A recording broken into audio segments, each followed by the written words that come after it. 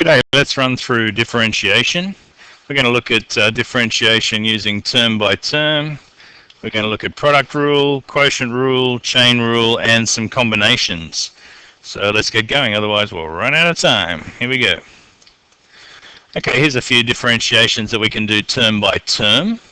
This one, y dash will equal 12x minus 2. Now this one, I'd like to rearrange the y equals version to y equals x to the minus 1. That helps our brain when we go to get y dash. The minus 1 can come down the front. Minus 1. Now we take 1 off the power when we're differentiating, so that'll end up being that.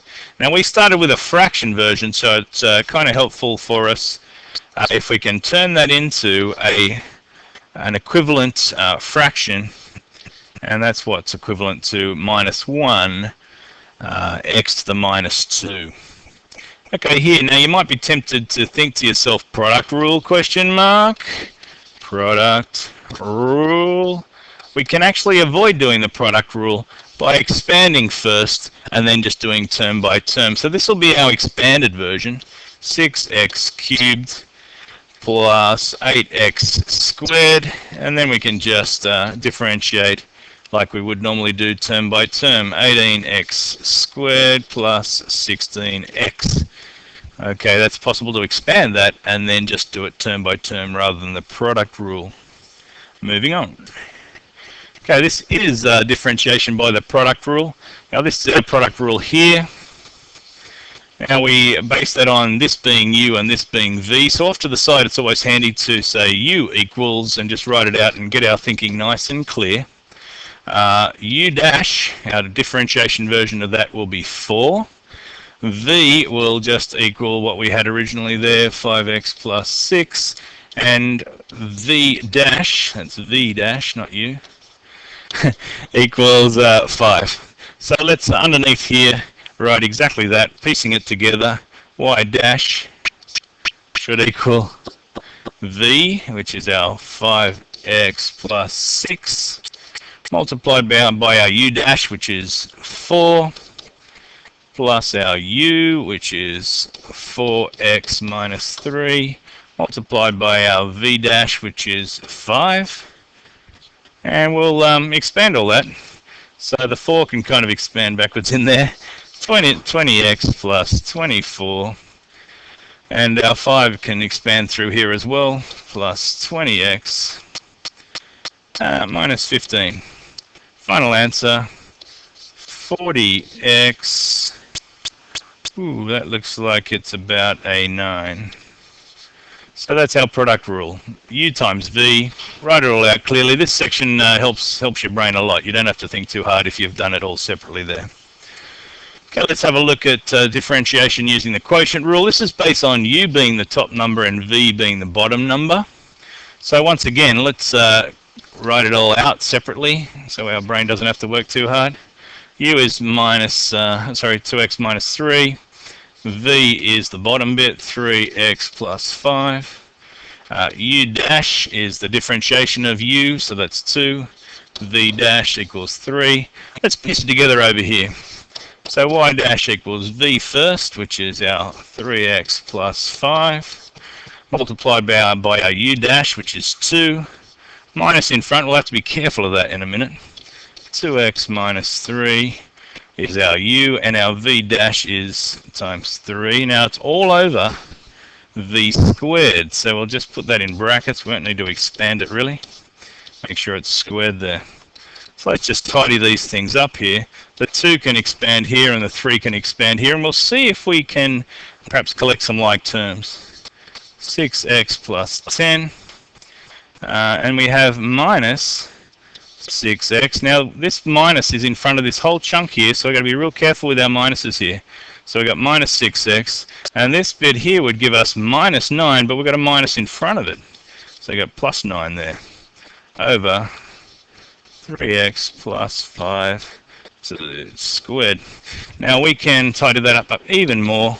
6x and minus 6x kind of cancel each other out, and we get 19 over brackets 3x plus 5 squared. That's our final answer there.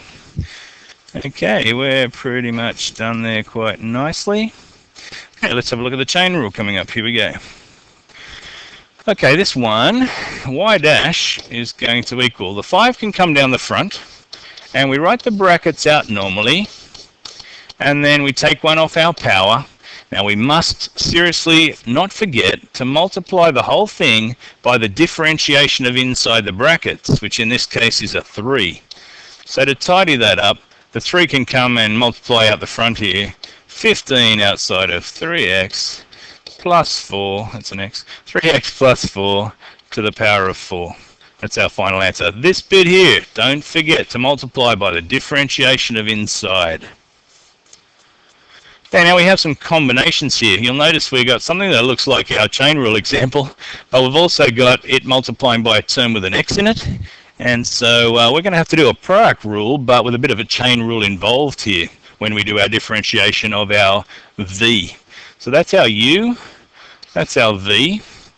So u equals x squared, v equals 3x plus 5 to the power of 4. Now our u dash will be 2x. Our v dash, here's where we're going to kick in our chain rule again. 4 times the brackets, 3x plus 5 to the 3, multiplied, don't forget, by the differentiation of inside. So the tidied up version of that is 12 outside of 3x plus 5 to the 3. Now we've got to put it into the old product rule scenario here. Y dash equals, v was our bracket with the power, 3x plus 5 to the 4, times by u dash, which was 2x, plus our u was x squared. I'll have to go down a bit here. I haven't left myself enough room. Multiplied by v dash, and that's that big thing that resulted from our, sorry about this mess, resulted from our chain rule part of the question.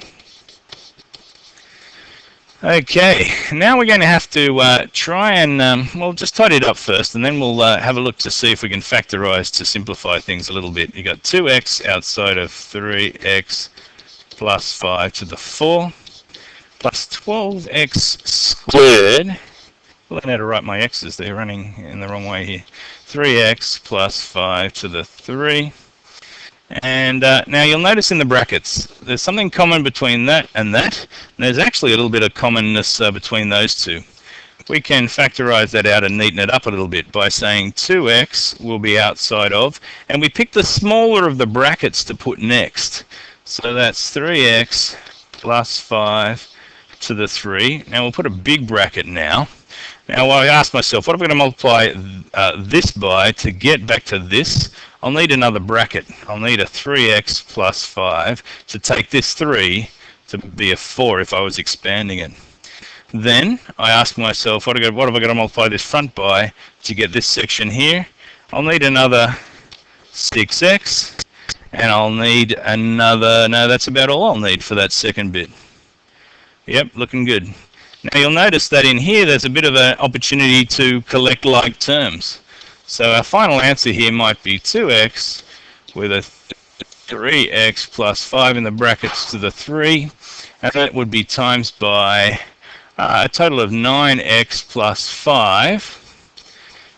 We could leave it like that, or some textbooks get us to multiply this bracket here by this front term to make it even more combined, but I think that's pretty good. So there we have it. Some textbooks, just to reiterate, would say there, I guess, 18x squared plus 10x out the front when they've combined these two, times by 3x plus 5 to the power of 3. But there's a bit of a split hair in saying which one of those is preferable. Here we go. Now, just one last example here with a square root involved. It looks pretty hard, but let's just express it in terms of index type forms. A square root is the same as putting something to the power of a half. So our y, well actually, yeah, let's just leave that as a y. Now I've stopped up my writing, but still, that's just a rearrangement of y. Now when we take y dash, we're going to take that half down the front. We've got the bracket for the -5. Now we have to take one off the power. Now a half take away 1 is minus a half. And we have to not forget to multiply by the differentiation of inside. This is a chain rule sort of scenario as well. A bit tricky, but still. Now if we wrote this out, simplifying it a bit, we've actually got a 3 times that top 1 to become a 3 on top. And we've got on the bottom, we've got a 2. This 2 is out the front. This 2 here is out the front. And on the bottom, we've also got a 3x minus 5. And that 3x minus 5 is being square rooted on the bottom there. So pretty tricky, but at least we can start by expressing a square root as something to the power of a half. And then our brain might have a half a chance with doing the normal chain rule or whatever has to be done at that point. Thanks for listening. I hope that run through of major examples there will help you with your differentiation. All the best. Thank you.